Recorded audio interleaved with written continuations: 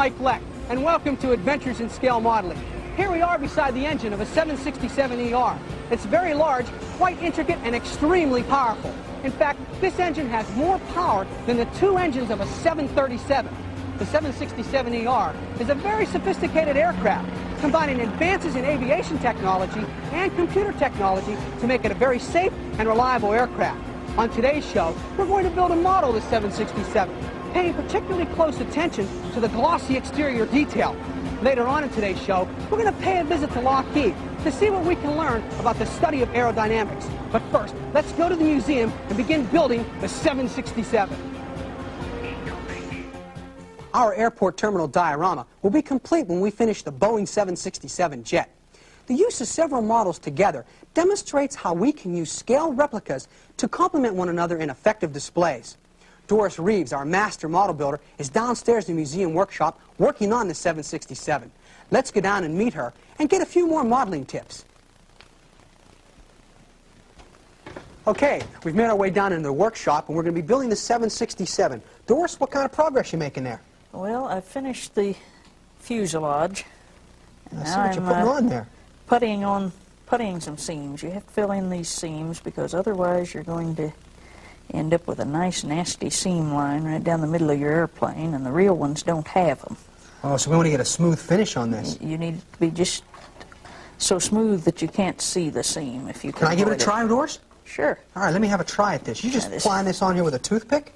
Yeah, you have to wipe it occasionally to keep from getting too much of a buildup because it dries so fast. Oh, I see. Now, what is this stuff I'm working with? It's called 3M Acryl Blue. It's a auto body filler putty that they use on filling cars. I use it, prefer it because the grain is so fine. And it just comes in little jars like that? No, it comes in a great big tube. I think it's a 1 or 2 pound tube. So I get a tube, and then I put it in the jars so it won't dry out too fast. Okay, well, I'm globbing it on here. How am I doing? Well, you're getting it a little heavy. Well, what's the point of not getting it heavy or getting it thin? Well, if you get it too heavy, you're going to have an awful lot of sanding, and you can lose some of your detail, and it's going to take you forever. Oh, so that's a very important tip. If we glob the putty on, we're going to be sanding forever. So we want to make sure that we just get enough on just to sand it down fine. Just enough to fill the seam. So it saves ourselves a lot of time. Okay, well, how long does this stuff take to dry? Oh, very thin coat, I'd say about an hour, hour and a half. If you lay it on real thick like that, you better let it dry overnight. Okay, well, I'm going to set this aside to dry here. Okay. What else do you have for us? Well, I've got one that we've already got the putty on. Oh, let me take a look at that. Yeah, you have the putty on there. You have just enough on there to fill those holes, don't you? I hope. Okay. That's what we aim for. Now, what's our next step after this? Well, the next step is to sand it off. Okay, well, should I just use my emery board here? Well, I think you do better with what they call wet and dry sandpaper. It works faster. Wet, dry sandpaper? What, the stuff you working with in the rain or what?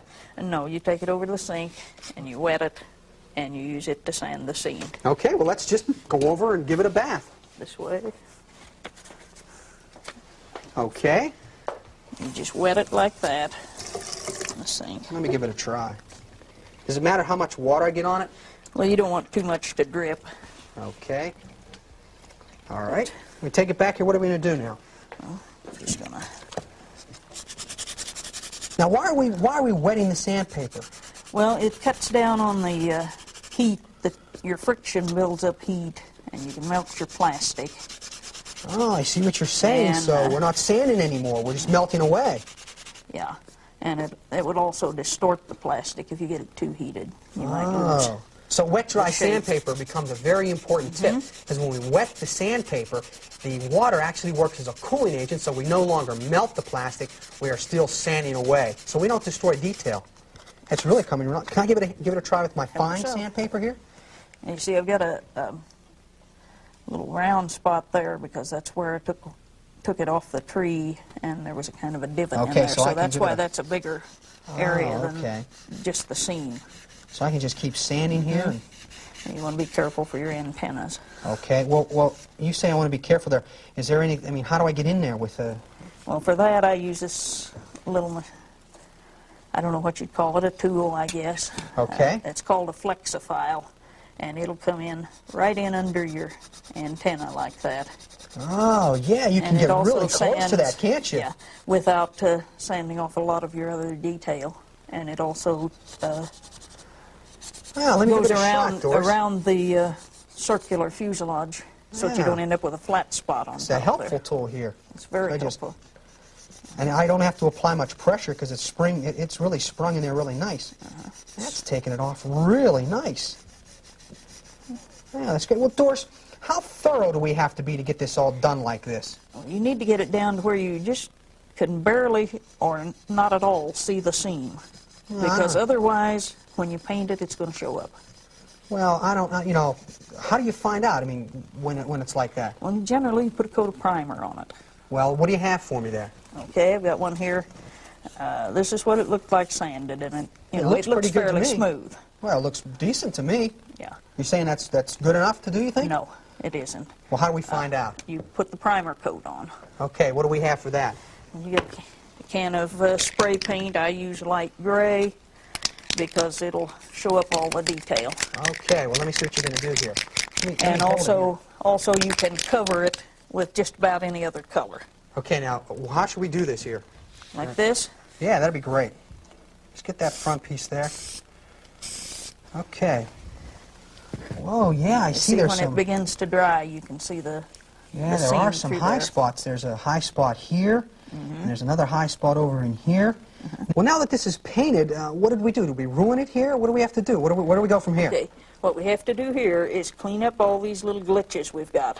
Okay. Including where we sanded before, where you can see left some scratches because we were using coarse grit. Now, what do we do here? Do we use the same sanding technique that we had earlier, or what do we do? Well, it's basically the same technique, but I would use a finer grit on the sandpaper to polish out those scratches. Oh, yeah, I noticed earlier I was using this sandpaper. Hardly even felt like sandpaper, and that'll take care of all the fine... That'll get it down to where it won't show up under your paint. Now, what does it matter? I mean, who cares if it's sanded down perfectly? Well, it won't look like an airliner. It'll look like a toy. Oh, really? That's because right. it'll have a big seam along here and probably scratches all over.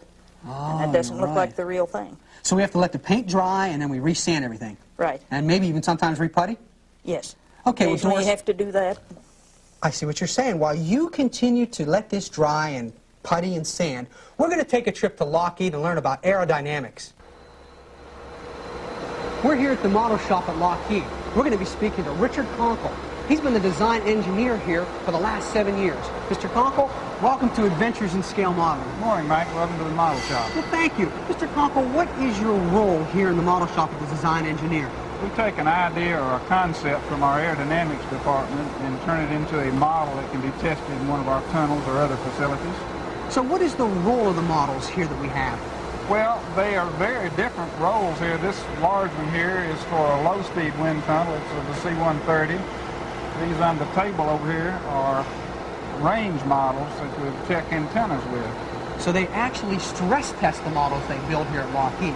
Mr. Conkle, I noticed this big baby sitting behind us here is pretty well used. What's the life of a model like this? Well, we've had this one probably going on 15 or 20 years, and it's gone through many iterations of design changes. Right now, what you see, it's in the stretch fuselage version with all the high lift devices added to the control surfaces. So what you're saying then is, as technology changes, you can just change the models. Right, yes. If we can, we'll always do that. And they'll last a long time here in the model shop. I noticed over here on the table the models you referred to earlier. This is the one behind us made of metal, wood. This one, I don't know what these are made of. What determines what you make these models out of? Well, the end usage of the model determines the material that'll be used. This one here is fiberglass because it's an antenna model and it has no strength requirements. It just has to be there. For usage in our high-speed tunnel, we usually use stainless steel or aluminum. Now, Mr. Conkle, I understand you're also a radio control model builder. Yes. Now, how does your outside interest in model airplanes also help your interests here at Lockheed? Well, I think they complement one another, actually. Some things that I do at home, I brought in here to use, and it saves us a little time, and then I, of course, picked up ideas here to use on my things. Well, what ideas have you been able to transfer back to Lockheed from outside? Well, I think the usage of foam for some antenna models has helped a good bit. It cuts faster, it's easier to work with, it's light. So your model building skills have really accented your job here. Right. Now, I notice we have an interesting item back here in this crate. What do we have here? Well, we think this is the future. This is a contra-rotating prop fan engine simulator.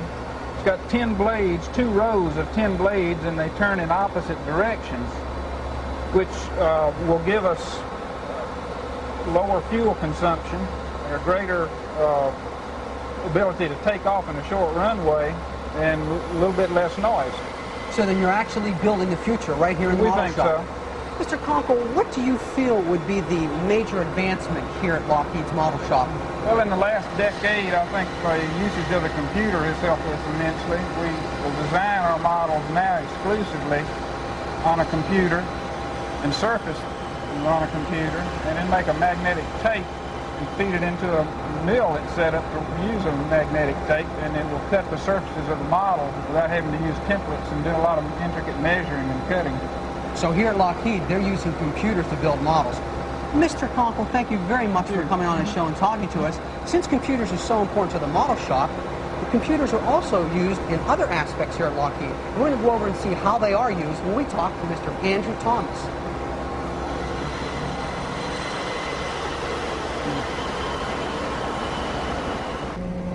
We're here with Dr. Andrew Thomas. Dr. Thomas is the manager of the Advanced Flight Sciences here at Lockheed, Georgia. Dr. Thomas, welcome to Adventures in Scale Modeling. Thank you, Mike. Welcome to Lockheed. Well, thank you. Dr. Thomas, what is aerodynamics? Aerodynamics is essentially the mechanics or the technology of flight. Well, you have an advanced system here called computational fluid dynamics. Could you explain that to us? That's true, we do. Traditionally, an aerodynamic design would be developed in a wind tunnel, such as the one behind me here, in which you would create a scale model of the aircraft that you are trying to design and test it repeatedly in the wind tunnel in order to refine and optimize the design. Now we have another tool available that assists us in that process, and that's computational aerodynamics. And in that, we take an aerodynamic design and simulate the flow field around that aircraft on a computer instead of in a wind tunnel. And we perform many of the refinements on the computer by analysis methods so that we can then develop a good aircraft design on the computer prior to testing in the wind tunnel. Now, how do the models that we saw in the model shop earlier help you in your research here? The models that we use here are developed in that model shop and fabricated to our specifications so that we can test the various analysis procedures that we've developed here. Our research is designed to develop analysis tools that designers can use, and we test them on various aerodynamic models such as the one in the wind tunnel here. That's interesting. What is the natural progression of aerodynamic study? Initially, you would begin by deciding for the aircraft that you're interested in, how much payload it should carry, how many passengers, how much range it should fly. And then you use some generalized sizing routines to estimate how big the aircraft should be, how big the wing should be, and how much lift it needs to develop. Then you would use procedures such as computational aerodynamics to refine the design and to develop the overall design details, which you would then follow with testing in a wind tunnel and ultimately flight test of the actual vehicle. What's interesting to point out, their models still come